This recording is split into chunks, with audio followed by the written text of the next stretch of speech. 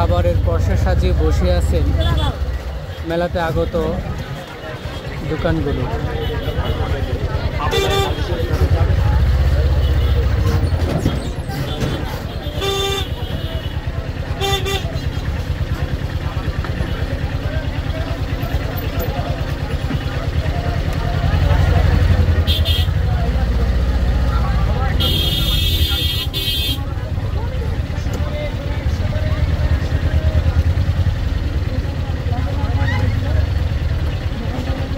এখানে বাচ্চাদের অনেক ধরনের খেলনা আছে, মোটামুটি সব ধরনের খেলনাই আছে এখানে।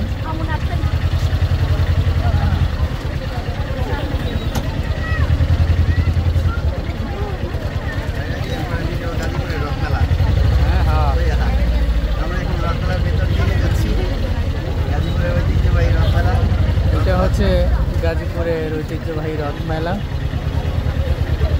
আগে যখন এখানটাই থাকতাম কাছাকাছি, তখন প্রতিদিনে আসা হইতো। এখন তো অনেক দূরে চলে গেছি, এখানে খুব একটা আসা হয় না। এটা নাকি মানিক্য মাধবের রথযাত্রা, এক বড় ভাই বলল।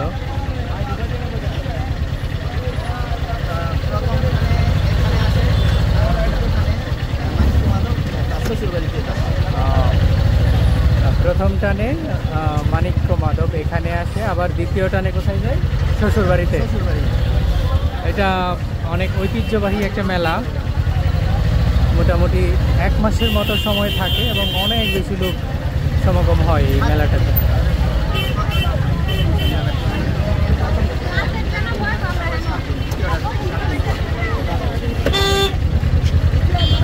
দ্বিতীয়টা কত দিন পর?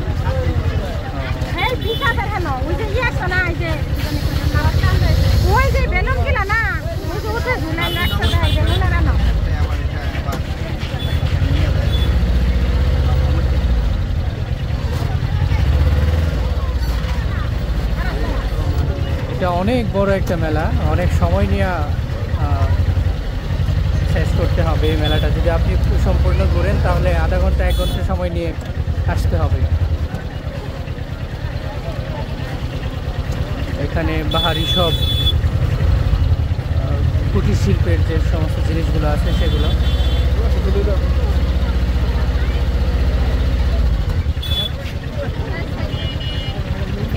হস্তশিল্প, কুটির শিল্প সহ মোটামুটি সব ধরনের স্টল এই মেলাতে পাওয়া যায়।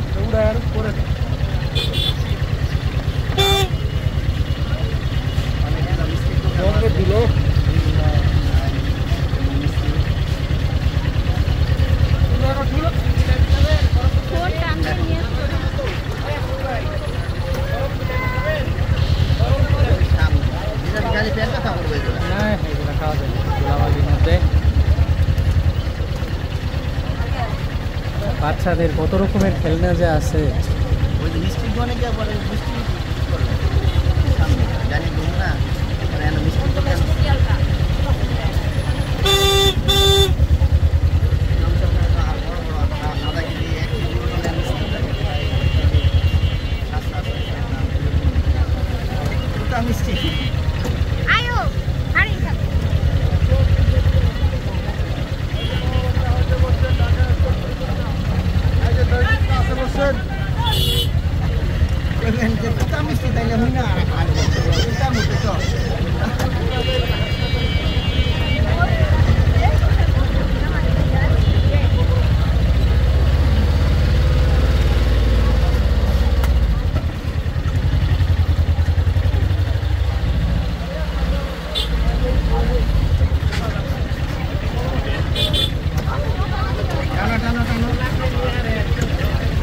বিকাল থেকে একদম রাত পর্যন্ত নারী পুরুষের সমাগমে মুখরিত হয় এই মেলার প্রাঙ্গণ।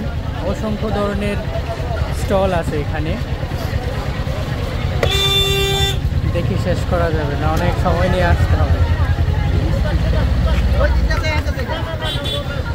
তারপরে এই যে এইখানটায় আছে হচ্ছে মিষ্টির দোকান, অসংখ্য মিষ্টির দোকান আছে এখানে।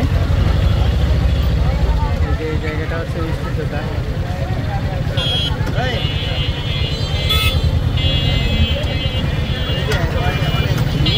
মজা